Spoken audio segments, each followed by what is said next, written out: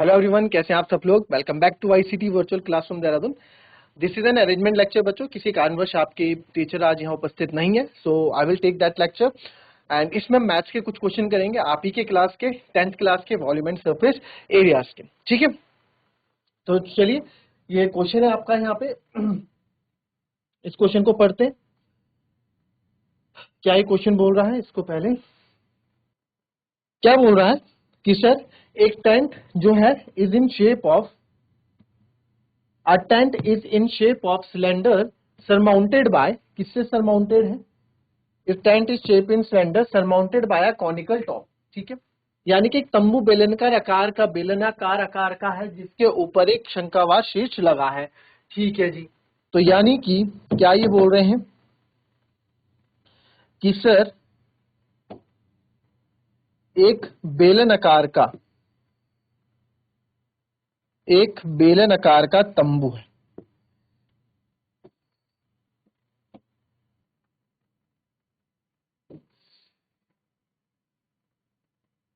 तो एक तंबू बना देते हैं बेलन आकार का।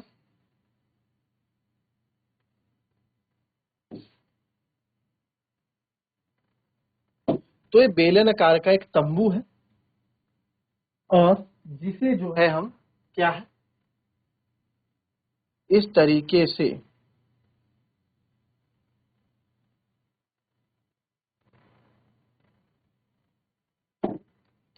ठीक है, बेलन आकार एक तंबू है जो हम surmounted by conical top if the height diameter of the cylinder if the tent in the shape of cylinder surmounted by a conical top. ठीक है, if the height and the diameter of cylindrical part are 2.1 metre. क्या बोल रहा है कि यदि बेलनकार भाग की ऊंचाई और व्यास क्रमशः 2.1 मीटर और 4 मीटर है। क्रमशः पहले किसकी बात की गई, ऊंचाई की। तो जो इसकी हाइट है सर, जो बेलन की है, जो यहाँ बेलनाकार अमाउंट की जो हाइट है वो दी गई है 2.1। इसकी जो हाइट आपको दी गई है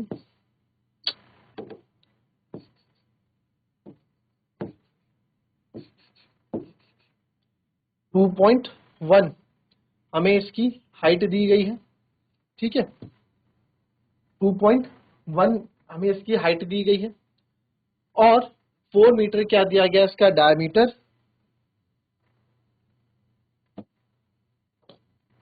डायमीटर का 4 मीटर दिया गया है and the slant height of the top is 2.8 metre. जो स्लांट हाइट है टॉप की, जो त्रियक ऊंचाई है 2.8 मीटर दी गई है। Find the area of the canvas use for making the tent. Find the area of canvas आपको बताना है use for making the tent. ठीक है, यानी कि ज्ञात कीजिए, तो तंबू को बनाने में प्रयुक्त कैनवास का क्षेत्रफल ज्ञात कीजिए। साथ ही तंबू के कैनवास की लागत 500 रुपए प्रति वर्ग मीटर की दर से ज्ञात कीजिए। ध्यान दें कि तंबू का आधार कैनवास से ढका नहीं होगा। तो ऑब्वियसली नॉर्मल सी कॉमन सेंस वाली बात है कि यार जो ये आपका टेंट है यानी तंबू है, तो उसका जो बेस है, बेस क्यों कैनवास से ढका होगा। बेस में तो हम दरी बिछाते हैं या कुछ नहीं बिछाते हैं ना, नीचे घास होती है, तो उसको थोड़ा हम कैनवास से बिछा देंगे यहाँ पे। तो इसमें क्या है सर, इसमें जो है आपका, इसमें आपको बोला गया है कि कितना कैनवास यूज हुआ है। तो एक बात आप देखो, कैनवास कहाँ का यूज हुआ है सर। कैनवास तो एक मेरा यहाँ यूज हुआ है ना, तो ये इसका कर्व सरफेस एरिया वाला पार्ट हो गया और ये एक दूसरे से मिले हुए हैं, चिपके हुए हैं, तो यानी ये वाला पार्ट भी यूज हो गया। ये वाला पार्ट भी मेरा क्या हो गया, यूज हो गया। तो कौन कौन से पार्ट यूज हो गए, तो total surface area of tent अगर मैं निकालूं, ठीक है, या फिर और हमें find the area of canvas use.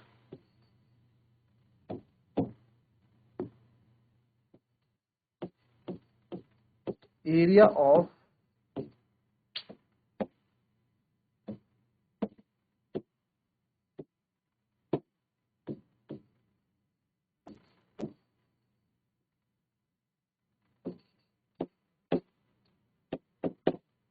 Area of canvas used जो है वो हो जाएगा सर हाफ, क्या क्या हो जाएगा, curve surface area of cone plus curve surface area of cylinder. Curve surface area of cone, तो एरिया को ए से डिनोट कर देते हैं, वो होता है sir pi R L, plus curve surface area of cylinder होता है सर 2 पाई आर एच। इसका जो रेडियस डायमीटर है 4 है बेस का, तो सर इसका रेडियस कितना हो जाएगा 2। अब देखो पाई आर, क्योंकि रेडियस दोनों के लिए सेम है तो पाई आर कॉमन ले लूं मैं यहाँ पे, अंदर बचेगा एल प्लस 2h। ठीक है, तो पाई आर, तो सर ये हो गया 22/7, रेडियस है 2, स्लांट हाइट है 2.8 प्लस 2, और जो हाइट है मेरी वो कितनी आप देख रहे हैं, सिलेंडर के पार्ट की हाइट है 2.1 मीटर।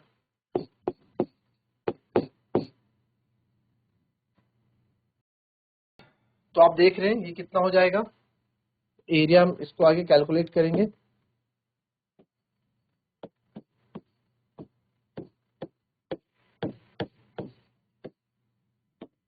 ट्वेंटी 22/7 इंटू 2.8 और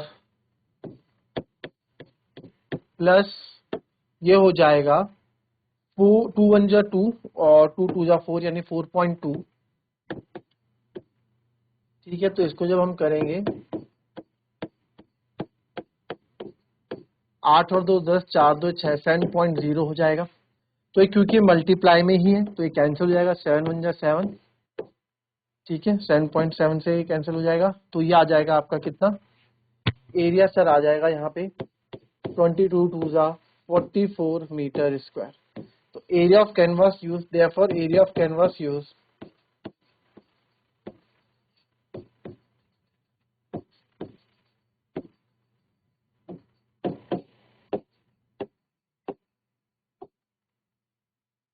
44 मीटर स्क्वायर। ठीक है, कॉपी कर लेंगे इसको।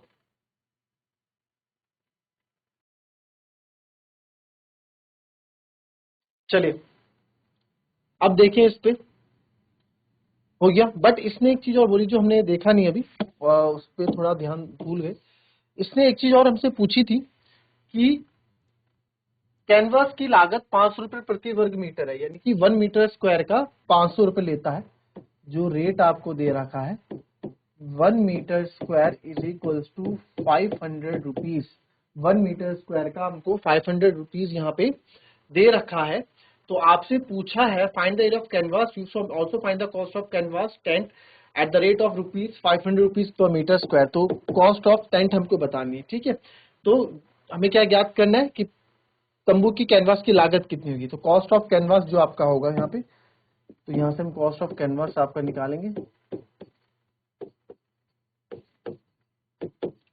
1 मीटर स्क्वायर का इतना है, तो कॉस्ट का यानी 44 मीटर स्क्वायर का 500 से मल्टीप्लाई करूंगा, 5 4 से 20, 2 कैरी, 5 4 से 20, 22 और 2 जीरो, यानी कि 22,000 रुपए का क्या होगा हमारा टेंट यहाँ पे जो कैनवास होगा 22,000 रुपए उसकी लागत। ठीक है, तो ये क्वेश्चन था, ये आपने कर दिया। ये नेक्स्ट क्वेश्चन करते हैं। चलिए इस क्वेश्चन को देखेंगे। A hemispherical depression is cut out from one face of cuboidal wooden block such that the diameter of hemisphere is equal to the edge of the cube। क्या ये क्वेश्चन बोल रहा है, देखो कि हमारे पास एक क्यूब है। ठीक है, हमारे पास एक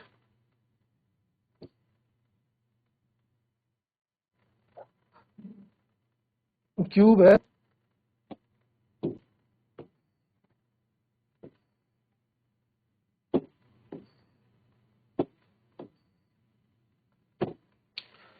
ठीक है, हमारे पास एक क्यूब है। A hemispherical depression is cut out from one face of cuboidal wooden block। ठीक है, एक हेमिस्फीयर डिप्रेशन कट किया जाता है वुडन ब्लॉक से। अगर यहाँ पे इसका वजन तो देखूं मैं।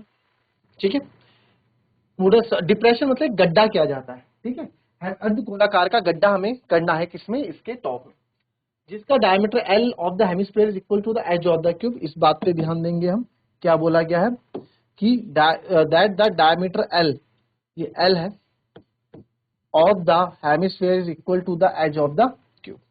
यानी कि जो हमने इसमें हमने इसमें हेमिस्फीयर बनाया है, ठीक है, हेमिस्फीयर का गड्ढा जो इसमें क्या है, कुछ ऐसे होगा,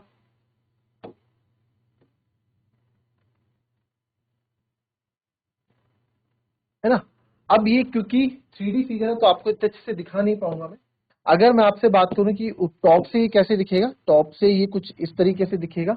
आप ऊपर से देखोगे तो ऊपर से ये कुछ ऐसा दिखेगा।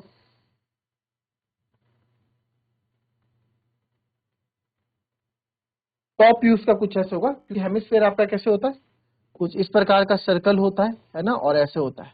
तो इस तरह का एक गड्ढा इन्होंने एक क्यूब के ऊपर, क्यूब की लकड़ी का कोई गुटका है क्यूब का, उसके ऊपर कर दिया। क्यूब जो रंग बिरंगे क्यूब आप देखते हैं जिसको हम मैच करते हैं, पासा हो गया, उसके जो ऊपरी सतह पे उनमें से एक सतह पे ऊपर गड्ढा कर दिया, हेमिस्फेरिकल गड्ढा, ठीक है, उसको आप एज्यूम कर सकते हैं। तो आपसे पूछा determine the surface area of the remaining solid, जितना सॉलिड बचा उसका रिमेनिंग एरिया बताओ। अच्छा, और क्या बोला कि जो क्यूबोइडल वुडन ब्लॉक है इस तरह से काटा है, the diameter L of the hemisphere, diameter L, यानी हेमिस्फीयर का जो डायमीटर दे रखा है कितना दे रखा है, एल दे रखा है, डायमीटर एल, हेमिस्फीयर का जो डायमीटर कितना दे रखा है, एल दे रखा है, is equal to the edge of the cube. यानी कि सर वो क्यूब की एज, क्या क्यूब की भुजा के बराबर है, कहने का मतलब जो इसका डायमीटर है उसकी भुजा के बराबर है, यानी इतना चौड़ा है, यानी कि एक क्यूब के एक सिरे से, एक भुजा के एक सिरे के दूसरे सिरे तक इसको खोदा गया है, इतना लंबा, तो इसका डायमीटर है वो एल है, ठीक है। तो यहां हम बोल सकते हैं सर, यहां क्या बोल सकते हैं, डायमीटर ऑफ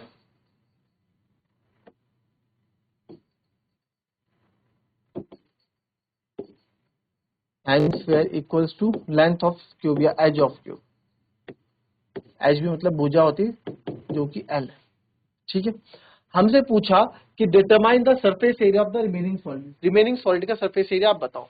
अच्छा, तो रिमेनिंग कितनी होगी, देखो पूरा क्यूब था हमारे पास, तो रिमेनिंग सॉलिड कितना होगा, एरिया ऑफ रिमेनिंग सॉलिड, अब देखो कैसे निकलेगा, रिमेनिंग बचा हुआ, तो सबसे पहले सरफेस एरिया ऑफ क्यूब, भाई 6 की 6 भुजाएं, सरफेस एरिया क्यूब ये भी है, प्लस प्लस अब जो आपने ऊपर गड्ढा किया है वो गड्ढा भी तो एक शेप लेगा ना, वो भी तो एक सॉलिड होगा, तो क्या होगा सर वो curve surface area of hemisphere,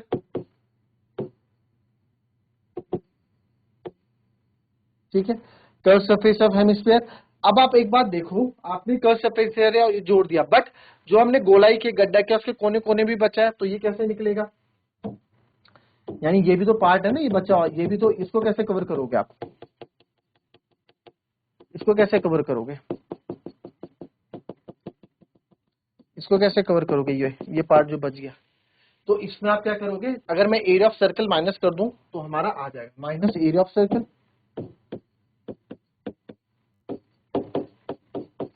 ठीक है। यानी कि curve surface area of cube देखा जाए तो सरफेस एरिया ऑफ क्यूब हो गया, plus minus area of circle हो गया, माइनस एरिया ऑफ सर्कल इसलिए कर रहा हूं उसमें से ताकि सर्कल का एरिया जब माइनस होगा तो ये बचा हुआ पार्ट आ जाएगा, plus curve surface of hemisphere आ गया, तो ये सब आप इसमें यूज करेंगे, आपका आंसर आ जाएगा। सरफेस एरिया ऑफ क्यूब क्या होता है, 6 इंटू साइड स्क्वायर यानी कि L square, plus curve surface of hemisphere होता है 2 पाई आर स्क्वायर यानी L by two into L by two, है ना, 2 pi R square, minus area of circle हो गया sir minus pi R square, ये भी अभी आप ऐसा करो 6 इंटू साइड का स्क्वायर, फॉर्मूला लिख लेते हैं, फॉर्मूला नहीं लिखा था हमने, plus curve surface of hemisphere 2 pi R square minus pi R square, तो इसको लिखूंगा 6 एल स्क्वायर, साइड की जगह पाई, 2 पाई में से एक पाई गया, बचा पाई, पाई आर स्क्वायर, 2 पाई तो हो गया, तो 6 एल स्क्वायर से 6 इंटू एल, मतलब एल मतलब होता है सर हमारा बुझा, यानी ये तो एल ही रहेगा, 6 एल स्क्वायर ऐसे रहेगा, प्लस 22/7 आर मतलब रेडियस हो जाएगा L by two into L by to, क्योंकि रेडियस मेरा क्या है, डायमीटर क्या है, एल है, तो रेडियस कितना आएगा L by to, L by to, तो सर ये हो जाएगा 6 एल स्क्वायर, 2 से 11 टाइम्स काट देंगे, ठीक है, तो ये हो जाएगा आपका 6 L square plus 11 L square upon 7 2 जा 14, 14 एलसीएम ले लूंगा बच्चों यहाँ, 14 6 होता है 84, 84 और ये हो जाएगा 84 L² प्लस 11 L²। तो 84 और 11 बच्चों होता है 95 L²। तो आंसर आएगा 95 L² बाय 14। कितना आएगा? 95 L² बाय 14 हमारा क्या आ जाएगा यहाँ पे आंसर आ जाएगा कि इतना एरिया हमारा यहाँ पे बचा हुआ। ये चीज समझ में आई कैलकुलेशन आपको? क्या कैलकुलेशन समझ में आई यहाँ से? नहीं आई? एक बार फिर से देख लेंगे। ये तो समझ में आया। 6 into side square, 6 side square, formula रख दिया। साइड कितनी? एल। एल क्यों? ऐसा क्योंकि उसने बोला है कि जो डायमीटर एल है किसका, हेमिस्फीयर का जो डायमीटर है वो इक्वल है एज ऑफ क्यूब के, यानी कि भुजा, इसकी भुजा के बराबर है। ठीक है, भुजा के बराबर है length of cube, edge of cube, जो कि हमारी क्या है? एल। ठीक है, तो एरिया ऑफ रिमेनिंग सॉलिड हमने निकाला। सरफेस एरिया ऑफ क्यूब, या आप बोलो सर इसमें 5 सरफेस एरिया 5 का निकालो और छठे में आप क्या कर दो, area of cube minus area of circle कर दो तो आ जाएगा। बात वही है। देखो अगर आप कोई ऐसा सोचो कि सर इसमें तो केवल 5 भुजाओं का निकालो, 5 इंटू L² है ना, प्लस एक L² और करो तो आप देखो 6 L² हो ही रहा है, और माइनस इसमें से आप पाई R² कर दो तो ये क्या आ जाएगा आपका, आपका ऊपर वाला भुजा आ जाएगा। बात तो वही, 6 L² माइनस पाई R² कर तो रहे, बात वही है। ठीक है, तो ये आप समझ जाना। तो 6 L² माइनस पाई R² करें, बात वही है। ठीक है, इसमें कोई अलग बात नहीं है। क्या मैं बोल रहा हूँ, देखो क्या समझ रहे हो सर? आप बोल रहे हो ना कि आपने ये बोला कि इसमें ये चीज समझ में नहीं आई, तो इसको थोड़ा ऐसे समझो कि सर इसमें टोटल रिमेनिंग सॉलिड कितना बचा है ना। ये तो पूछा find the surface area of remaining solid जो बचा। तो सर एक में तो आपने खुदाई की तो बचे 5 सरफेस, 5 क्यूब, जो क्यूब बनता है, क्यूब किससे बनता है? एक स्क्वायर से बनता है। तो 5 स्क्वायर के वो, तो 5 इंटू साइड स्क्वायर, तो ये हो गया यानी 5 L² साइड स्क्वायर है ना, जिसको मैं 5 L² यहाँ पे लिख सकता हूँ। तो यहाँ पे मैं इसको लिख देता हूँ, इसी चीज को मैं यहाँ पे मेंशन कर रहा हूँ। ठीक है, तो ये आपने लिख दिया 5 L²। अब बच्चा सर ये, इसको आप एक बार प्लस करो, एक बार इसका जो साइड, इसका अगर एरिया निकालूंगा side into side, side square करो सर इसको, तो ये लिख दिया जी L²। ठीक है, और इसमें से, बट ये पूरा तो है नहीं सर, इसमें से एरिया ऑफ सर्कल भी माइनस करो। तो मैंने एरिया ऑफ सर्कल माइनस कर दिया पाई R²। तो अब आप देखो 5L प्लस 6 कितना हो गया? 6L² minus pi R²। बात तो वही है ना, बात तो वही है, 6L² माइनस पाई R²।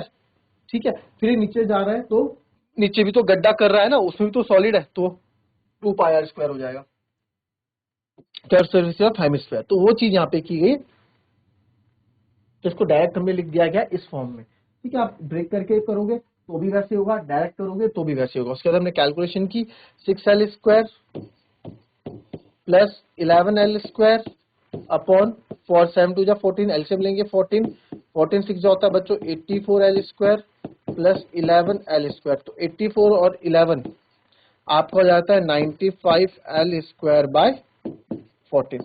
तो ये हमारा क्या हो जाता है? आंसर। इतना यूनिट हमारा क्या हो जाता है? आंसर हो जाता है। ठीक है, तो अच्छा क्वेश्चन था। तो दैट्स ऑल फॉर टुडे। मिलेंगे आपसे कभी और अपनी नेक्स्ट क्लास में, तब तक के लिए भी happy, be healthy and be safe. Thank you and have a nice day.